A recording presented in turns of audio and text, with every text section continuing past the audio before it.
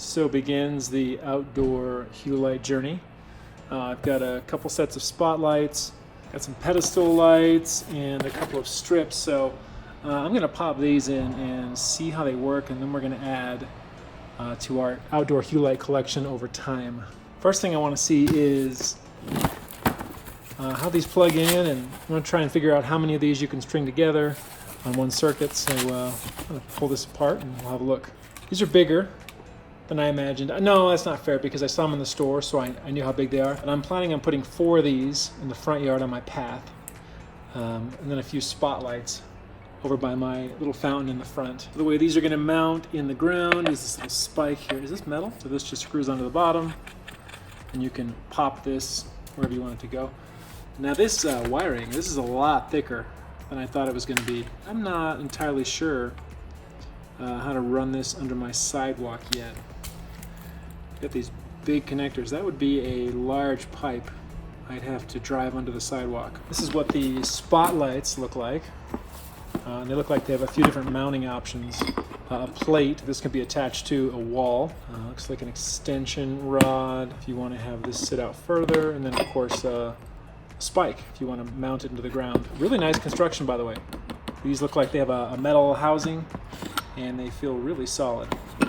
Here again, it's that thicker cord, although I only have to run one underneath the sidewalk, and then you can string these together, I think. Well, this answers one of my questions. So you run your wire along here, and then you run your light right into this junction. This is the AC adapter. So this plugs into your standard outlet. I got a lot of questions, but we'll get there. I also picked up one of these outdoor strips. What's cool about these is they are suitable for use in wet locations. So you could lie this down in your lawn, or on your house somewhere, and if it gets wet, it's not a big deal.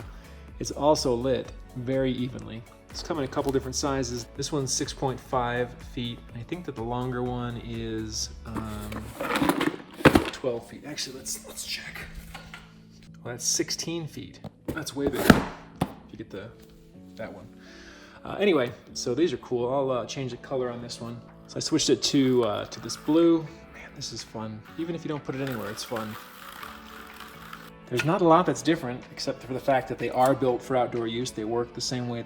They're part of the same system, which I like. Then you can have indoor lights and you can have outdoor lights, and you can control them from the same app, which I think is nice. It does have to plug into a standard outlet, so that may not work for everybody. At this point, I have enough lights that I need 2 bridges. I moved all my outdoor lights onto my new bridge, which I think makes it easier to manage. So I have 1 bridge for indoor lights, and then I have a second bridge for the landscape lights. And you can add a theoretical maximum of 55. They say 50. 50 is the max, but people say you can add 55 before it starts doing really wonky stuff. So I've got my Philips Hue for inside, and then I've got my Philips Hue for outside, and you can manage more than 1 bridge from the same app. However, if you want to use the away mode, which lets you control your lights when you're not on the Wi-Fi network that they're attached to, you have to have 2 separate accounts to do that, so that's not as convenient. When you want to add another bridge, you go to the setting option, you click on Hue Bridges, and you click on Add a Hue Bridge, and it will find it if it's attached to your network. Setup is not very difficult for this. This is cool, by the way. A new beta feature called Zones. So Zones let you control multiple rooms. So I have one zone that's called Outside, and that has the gazebo, the landscape, front yard. Again, I made that because it's a hypothetical possibility, and I have the light strip and 1 spotlight on there, but ignore that for now. But you can add any of these rooms into your zone, and you can control your entire zone instead of just selecting a room and setting a color for it or a routine for it. So I can use the zone, and I can change the entire outdoor landscape to any particular color or setting that I want. So I have set a bunch of these lights up in my yard. You can see they've already been sprinkled by the sprinklers at this point. There's really not much to the installation. Each one comes with a metal spike. You attach that to your light unit, and then you just put it into the ground. This is how everything connects together, which I think is cool. It's sort of a daisy chain cable design. So the cable comes out of your light, goes into this little junction box, and then this splits off and runs to another light or the power source. I'll trace this down there and show you guys how it connects. And this one runs off to the next light over there. So this is pretty cool. These just screw on.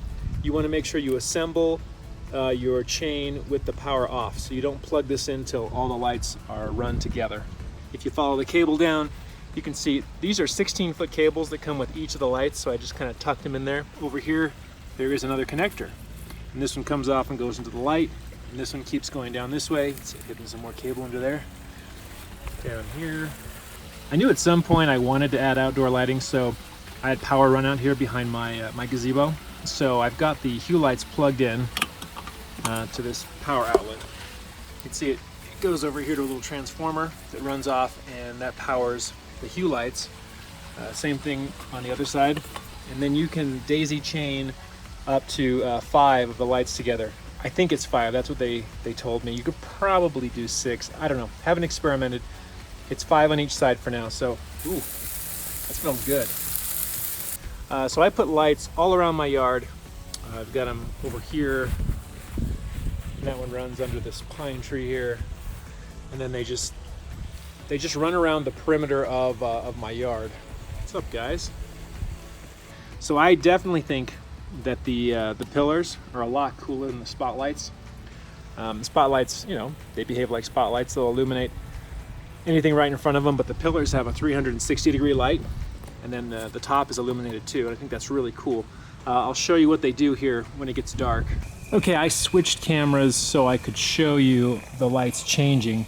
So here's the app, same as before, except now I'm on my second bridge and I'm in landscape mode, and we can change the lights just like on the outside of the house, except now we're changing the hue lights in the backyard.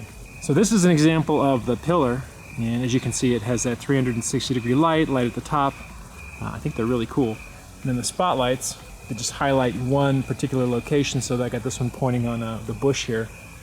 And in terms of what works better to light your yard, I'd say that these are a lot more fun and interesting, although spotlights definitely have a place when you're lighting up a particular tree or a shrub or whatever. Yeah, spotlight's really good for a fountain type setting. We'll do a couple more changes here. And you got all the typical stuff. It's kind of cool. Relax. Oh, actually, this would be cool to see the gazebo change. So there's blue. Turn those up a little. You got all the usual things.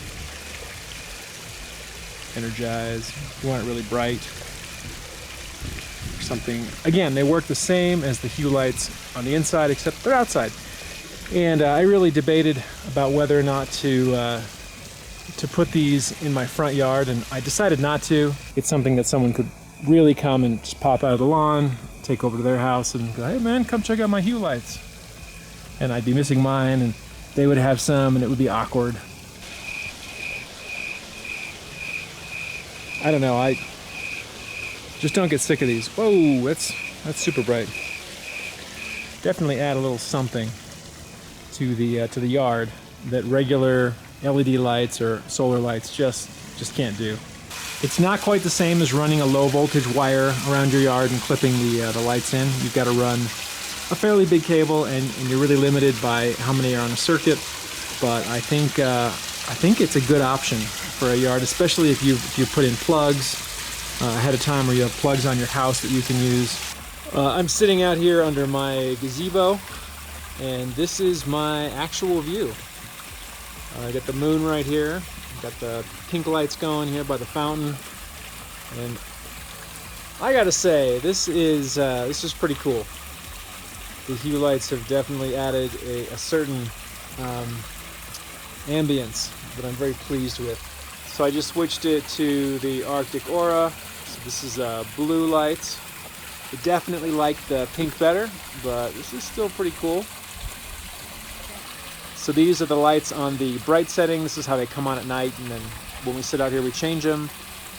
But this is a pretty cool setting too. That moon is ridiculous. Well, ladies and gentlemen, that's probably gonna be it. There are a few more things to do. We're having a new deck put in the back, and I'm gonna run these lighting strips around the deck. Actually, there's gonna be like a pergola going across the deck. So I'm gonna use these to light that up. That'll be down the line. I'm gonna put a couple things temporarily in my front yard for Halloween. If you want Halloween lights, if you want Christmas lights in your backyard, the Hue light system is perfect because you can configure it to be whatever color you want. The indoor system obviously gets a thumbs up from me. I really enjoyed it. I think the outdoor system is similarly awesome. That gets another thumbs up from me. And I'd recommend this to anybody. That's it for this time. We'll catch you later. I've got some pretty crazy stuff coming up on the channel.